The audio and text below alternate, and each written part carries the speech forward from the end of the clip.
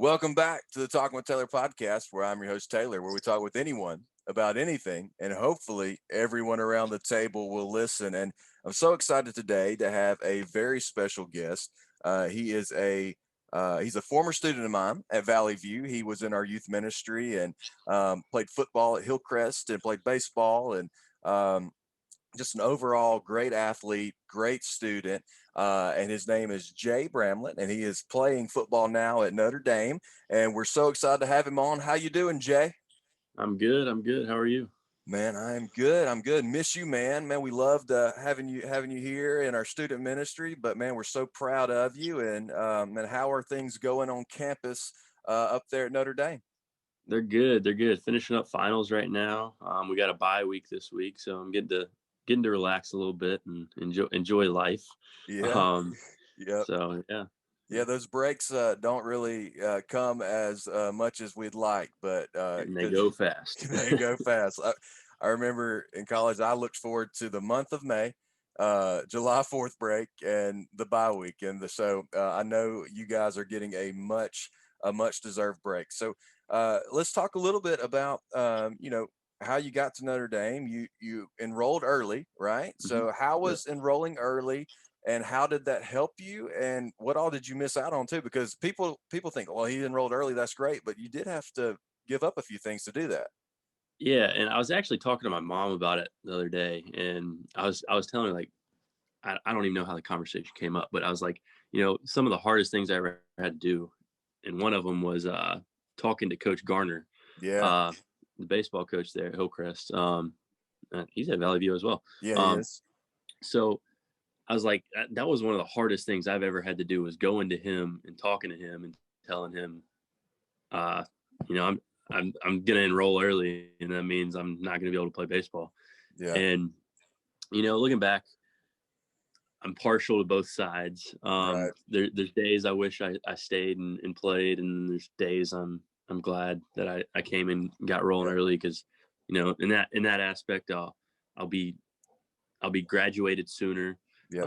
So I may have a few more opportunities here or there.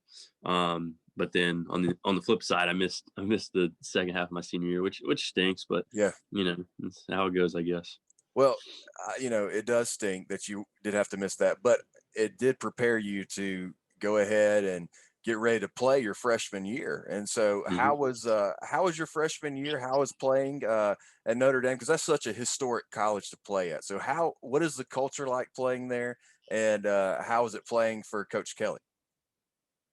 Well, first off, Coach Kelly's great. I love him. He's been really really good to me. And I've seen and dealt with nothing but awesome things. Yeah, Um, you know, when I got here in the spring and for spring ball, it was rough.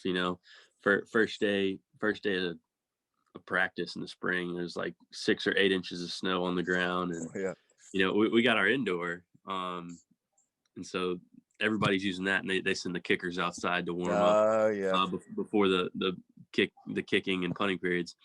So we're outside, and they just sweep the fields off, and it's like 17 degrees, and that was rough. I was like, yeah, what did I get myself into?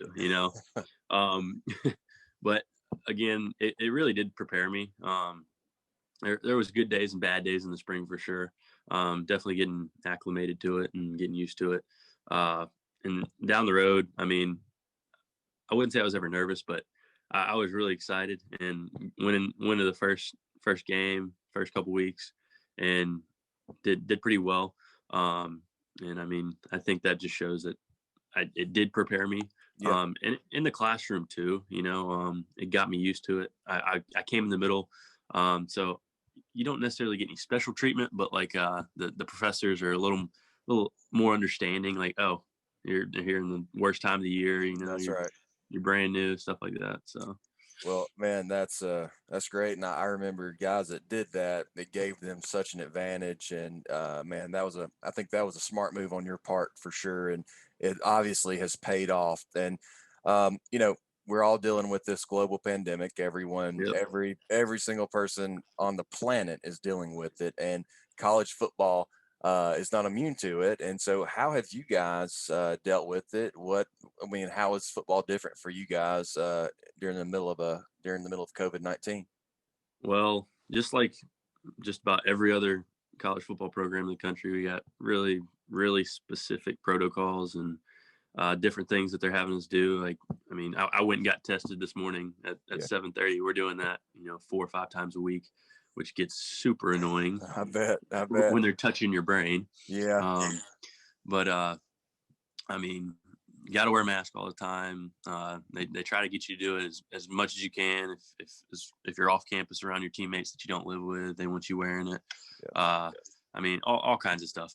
And we got shut down. I guess it was week 3, and about half the team got it, and so they didn't have a choice but to shut it down. So I think everybody's done what they're supposed to since then, and really before then. I think it just kind of got inside without us knowing, and bit us in the butt. But I mean, I think everybody's done a really, really good job of doing what they're supposed to, and I mean, hopefully it'll pay off, because you got a lot of teams that are going to struggle to play a certain number of games, and that could hurt them in the long run. But hopefully that won't be us. Yeah, man. Hopefully not. And it kind of comes down to this. It's really down to the individual. It's the team, the coaches can encourage you to do as much as you can, but man, you gotta just common sense approaches, and the position you guys are in, you guys got to take common sense approaches to protecting yourself and protecting one another. And man, hopefully we'll all be on the other side of this at some point. But while we're not, I'm glad we still have college football. So that's right. I'm glad we get to watch you guys play. Well, one other thing before we go, I know you got a busy day. I know how it is, but man, you guys are in the ACC this year. So what is that like with Notre Dame being in a conference? So how is that being in the ACC? I mean, it's pretty crazy. A bunch of the guys always talk about it, and I talk about it with some of my teammates. You just think about it as kind of historic. Like, we just played in this Clemson game and won in double overtime, and you see these games that they show at the football games, like pregame, and fans storming the field, and we're like, wow, we just lived in that. Like, we're living in that moment, and that kind of goes with the being in the conference too. I mean, been around for a long time, and this is the first time that we've ever been in a conference, and I've seen something like 100 years or however many years, and Notre Dame hadn't lost a conference game or something like that. So I think it's kind of crazy. I'm pretty stoked to be able to hang that jersey on my wall, when the season's done, and say, yeah, I mean, the only year up into this point that Notre Dame's ever played in the ACC, Yep, you'll have the ACC patch. Yeah, that's right. Yep.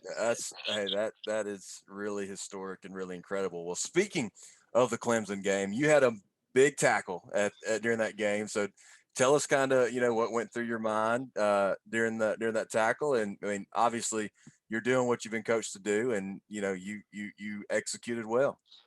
Yeah, well, I mean, honestly, in the moment, I was like, oh crap, this ain't good.